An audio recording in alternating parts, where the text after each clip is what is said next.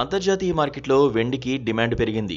ఆభరణాలుగానే కాకుండా అనేక పరిశ్రమల్లో పారిశ్రామిక ప్రక్రియల్లో ఉపయోగించే వైట్ మెటల్ ధరలు రోజురోజుకు పెరుగుతున్నాయి. ఇలాంటి సమయంలో వినియోగదారులు మోసాల బారిన పడకుండా ఉండేందుకు కేంద్ర ప్రభుత్వం ఓ ఆలోచన చేసింది. మార్కెట్లో వెండికి డిమాండ్ పెరిగింది. వైట్ మెటల్ ధరలు రోజురోజుకు భారీగా పెరుగుతున్నాయి. బంగారాన్ని మించి వెండి ధర పరుగులు పెడుతోంది. ప్రస్తుతం మార్కెట్లో కిలో వెండి ధర 2.51 లక్షల రూపాయలకు పైనే పలుకుతోంది. ఈ నేపథ్యంలో కేంద్రం కీలక ఆలోచన చేసింది. ధరలు పెరుగుతున్న నేపథ్యంలో వినియోగదారులు మోసాల బారిన పడకుండా ఉండేందుకు బంగారం తరహాలోనే వెండికి కూడా హాల్ మార్కింగ్ తప్పనిసరి చేయాలని యోచిస్తోంది.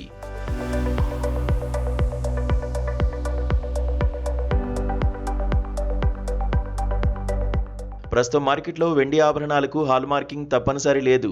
కానీ ప్రస్తుతం ధరలు పెరుగుతుండటంతో వెండికి కూడా తప్పనిసరిగా హాల్ మార్కింగ్ ఉండాలని పరిశ్రమ వర్గాల నుంచి డిమాండ్ పెరుగుతోంది. అందుకు తగ్గట్లుగా నిబంధనలు తీసుకొచ్చేందుకు ప్రయత్నాలు చేస్తున్నట్లు BIS director general Sanjay Garg తెలిపారు.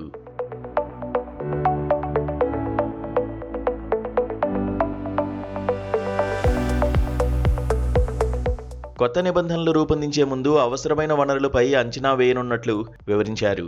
ఆ తర్వాతే దీనిపై నిర్ణయం తీసుకోనున్నట్లు తెలిపారు. భారత ప్రభుత్వం 2021 జూన్ నుంచి ఆభరణాలకు హాల్ మార్కింగ్ తప్పనిసరి చేసింది.